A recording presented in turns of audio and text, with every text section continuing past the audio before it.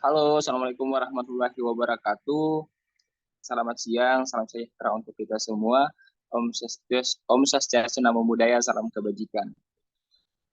Baik, dalam video kali ini eh, kami dari kelompok 2 eh, mata kuliah Statistik Pengendalian Mutu oleh Ibu Rizky Wahyuyanti SSI MSI. Dan untuk kali ini kami eh, mengambil materi Startrification. Nah, eh, kami beranggotakan 3 orang, di mana ada teman saya, Siti Nur Afiat Awaina dan Satriwanti, dan saya sendiri Iksan, yang akan memandu eh, pemaparan materi pada video kali ini. Nah, untuk itu, pemateri pertama akan kami persilahkan Saudari Satriwanti. Silahkan. Oke, baik. Terima kasih. Jadi, data yang kami gunakan adalah survei data berang-berang. Nah, yang pertama itu kita install package SDA. Lalu,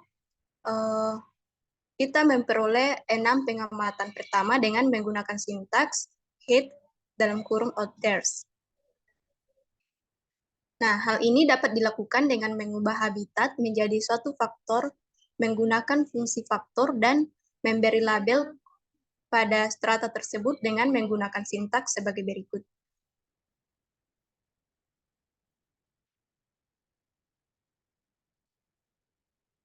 Nah, untuk memvisualisasikan data survei, kita bisa melakukannya menggunakan plot kotak dengan menggunakan sintaks sebagai berikut.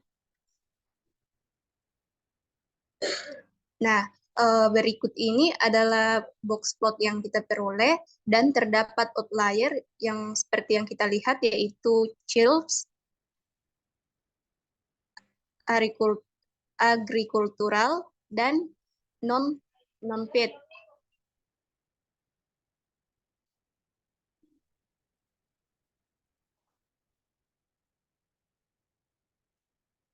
Pertama, kita akan menginisialisasi variabel tersebut dengan menggunakan sintaks sebagai berikut.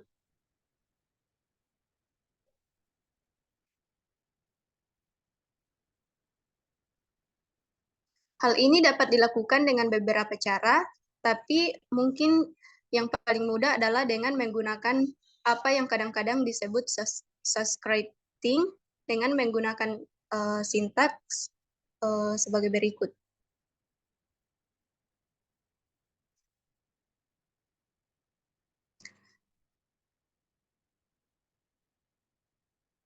Sekarang kita dapat melihat hasilnya dan memeriksa apakah langganan berfungsi dan benar dengan sintaksnya, yaitu heads dalam kurung orders. Saya kembalikan ke moderator. Oke, baik. Untuk materi selanjutnya akan saya lanjutkan. Dan untuk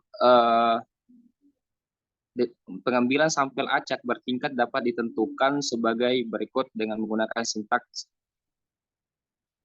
sebagai berikut.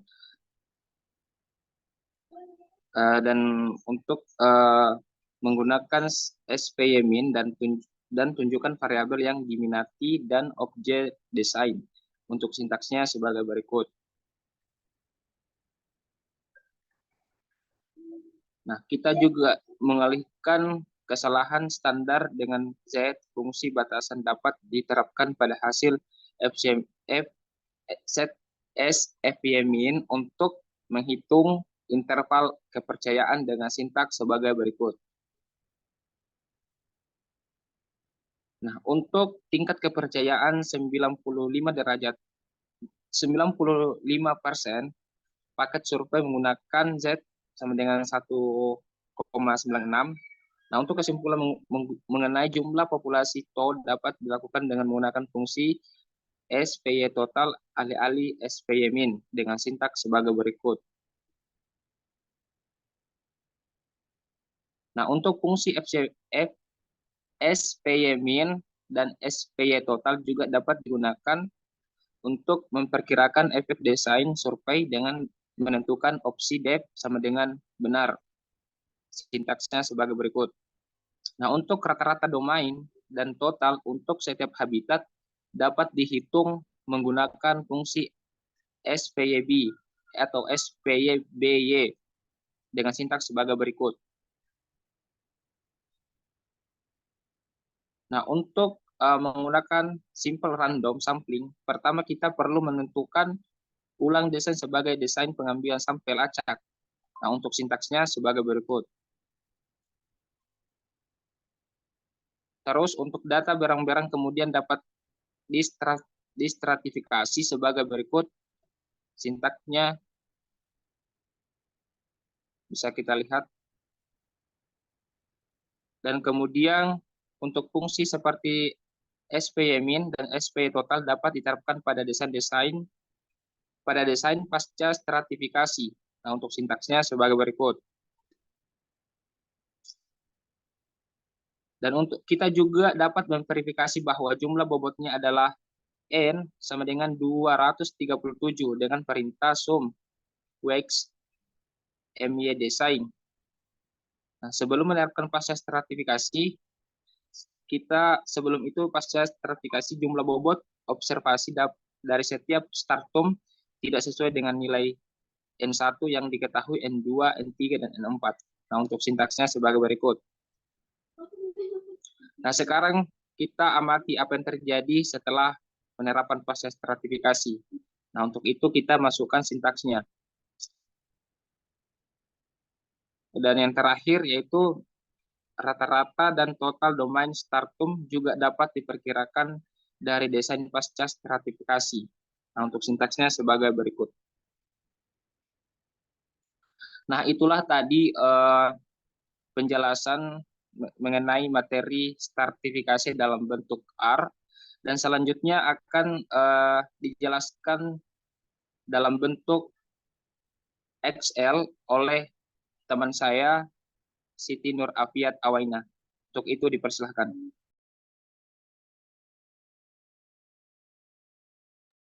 Baik, di sini kita mempunyai data itu nilai matematika dari 10 siswa, terus siswa A sampai J. Terus nilai matematikanya itu bervariasi. Terus kita mempunyai rentan data itu 79 ke bawah itu sama dengan predikat C. Terus 80 sampai 89 itu sama dengan predikat B. 90 sampai 100 itu sama dengan predikat A. Di sini kita mau menentukan keterangannya setiap siswa dengan cara itu if sama dengan if, terus dalam kurung itu nama kolomnya, karena di sini salah, kita bisa ubah. Jadi bukan B3, B2, terus di sini B2, kita enter.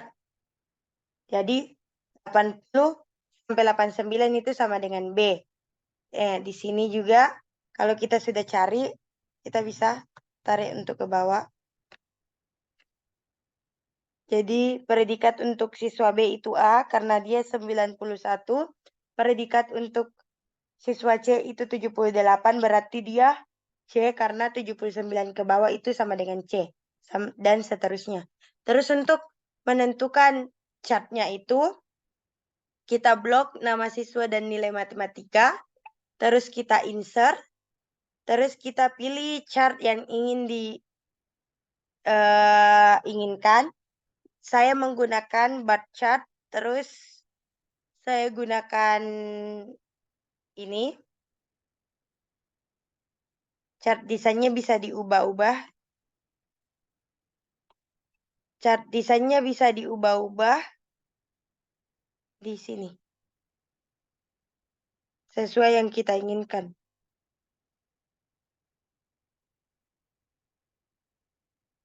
Oke, baik.